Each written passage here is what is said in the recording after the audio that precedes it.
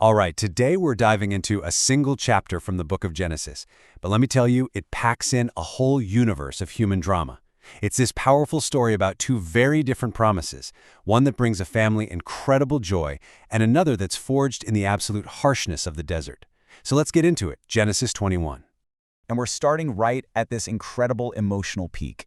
I mean, can you imagine, after decades of waiting, way past the age of having children, Sarah finally holds her son. This isn't just happiness, it's pure, unfiltered joy.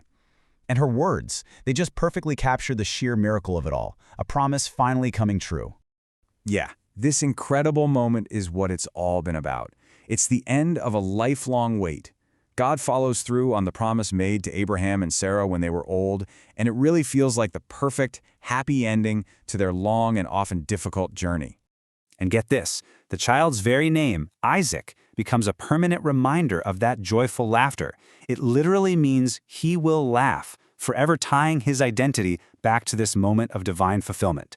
But, as we're about to see, one person's joy can very quickly become another person's pain. Because you'd think this amazing moment would bring everyone together, right? Nope. In fact, it does the exact opposite. This long-awaited birth doesn't unite the family. It exposes this deep crack running right through Abraham's household, a crack that's about to break wide open. So here's the flashpoint. Picture this. They're throwing this huge celebration, a big feast for baby Isaac. And Sarah looks over and sees Abraham's first son, Ishmael, mocking the new baby.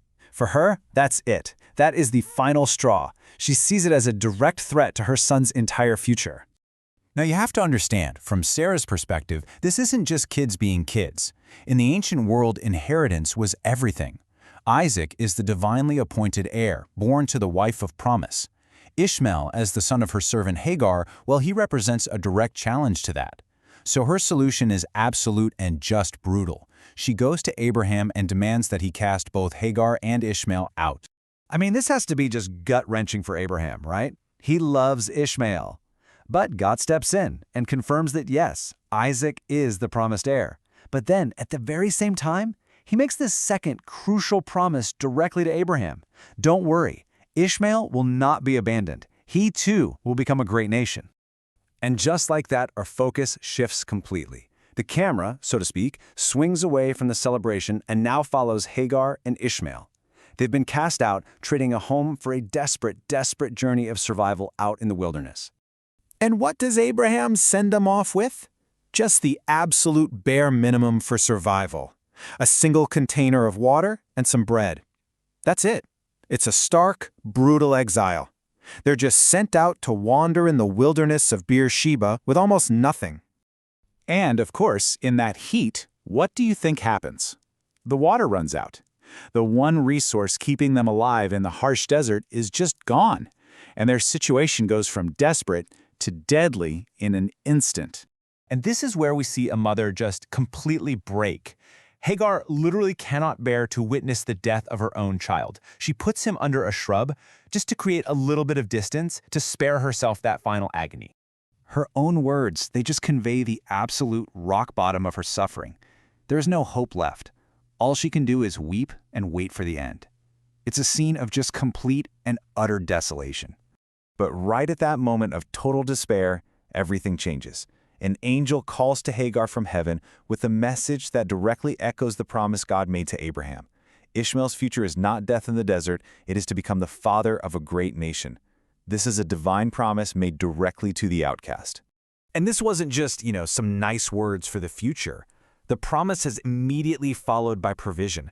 God acts right then and there. He opens Hagar's eyes and she sees a well of water, the source of survival itself. She fills her bottle, gives her son a drink, and he lives. Okay, so with Hagar and Ishmael's story now on its own track, the narrative swings back to Abraham. With one son saved by a divine promise at a well, Abraham now has to secure the future for his remaining son, Isaac, but this time through a very different kind of agreement. And of course, a new conflict pops up, this time with a local king named Abimelech. Apparently, his men have forcefully taken a well that Abraham had dug. And you got to remember, out here in the desert, a well isn't just property. It's life. It's power.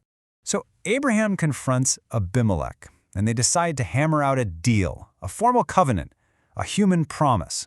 It's basically a transaction. Abram gives livestock to Abimelech, and in return, Abimelech swears an oath not to mess with him. But there's a second, really specific part of this deal. Abraham sets aside 7 female lambs. And when Abimelech asks, "Hey, what are these for?" Abraham explains that by accepting these 7 lambs, Abimelech is serving as a public witness that Abraham is the rightful owner of the well. It's this really smart, kind of living, breathing receipt, a binding legal move. So when you step back, what do we have? We have these 2 incredible parallel stories. 2 sons, both facing these life-or-death threats, and both find their future secured through a promise made at a well. And the place where all this goes down, it gets named Beer-sheba. The name itself, meaning Well of the Oath or Well of the Seven, forever memorializes this human agreement. It's a physical landmark that stands as a testament to a promise made and kept between men. And this is where you see their 2 destinies lock into place forever. Isaac's future is secured by a human oath, a political treaty over a well, which establishes his place in the land. Ishmael's future, on the other hand, begins when he's saved by a divine promise at a well out in the wilderness, and he goes on to become an archer, the father of a nation apart.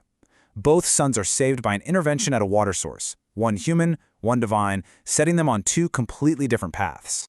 So this whole chapter, it all comes down to the power of a promise, doesn't it?